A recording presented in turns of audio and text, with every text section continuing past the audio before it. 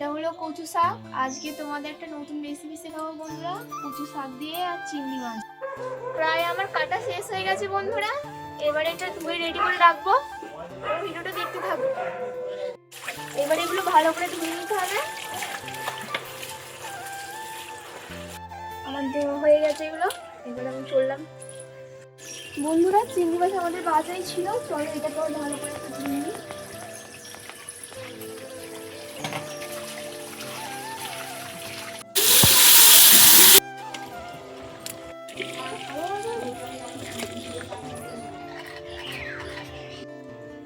আলুটাকে ভেজে নিই।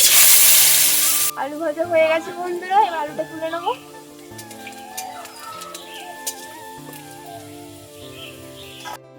এবারে তেজপাতাগুলো দিয়ে দেবো,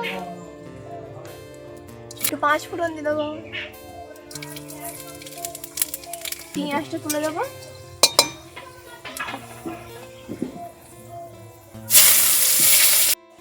পেঁয়াজ ভাজা হয়ে গেছে। এবার টমেটোগুলো দিয়ে দেবো, একটু অল্প করে আলু রসুন দিয়ে দেবো। আলুগুলো আমি আগে ভিজে রেখেছিলাম, এবারে কড়ার মধ্যে দিয়ে দেবো।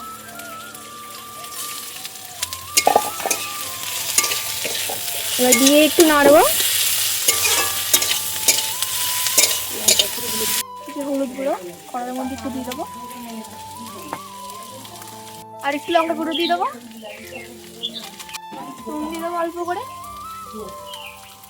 দিয়ে এটা কষতে থাকবো। এবার এই সিদ্ধ করা কচু শাকগুলো কড়ার মধ্যে তুলে দেবো।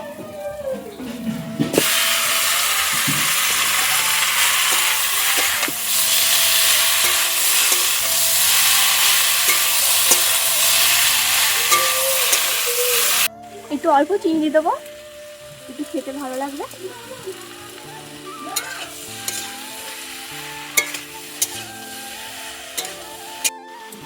চিংড়ি মাছগুলো দিয়ে একটু নেড়ে চেড়ে জল দিয়ে দেবো। এবার জলটা দিয়ে দেবো।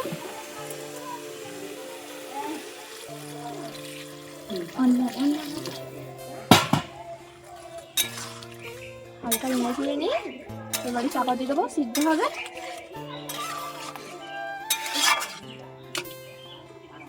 একটু দেখে নিই সবকিছু ঠিকঠাক আছে কি।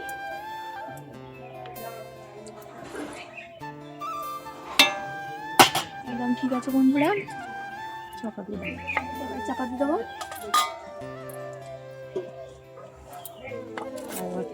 ভালো করে জল দেবো, টাটা করে দে। একটু ধনে পাতা দিয়ে দেবো বন্ধুরা।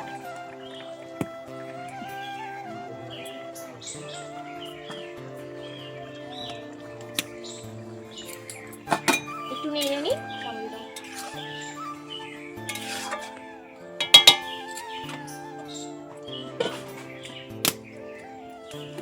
সো বন্ধুরা, আমার ভিডিও তোমাদের কেমন লাগে? যদি ভালো লাগে তো অবশ্যই একটা সাবস্ক্রাইব করবেন। আমার হয়ে গেছে, এবার আমি নামিয়ে নেবো।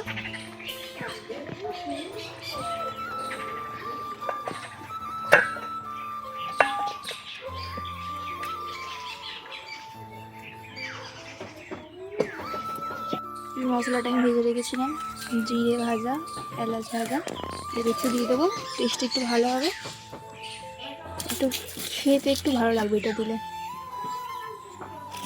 বেশি দেবো না, অল্পই ভালো। কেমন লাগছে বলবে কমেন্টে। আজকের মতো এইটুকুনি বন্ধুরা। যদি ভিডিওটা ভালো লাগে অবশ্যই একটা সাবস্ক্রাইব করবে আর কমেন্ট করবে। টাটা বন্ধুরা।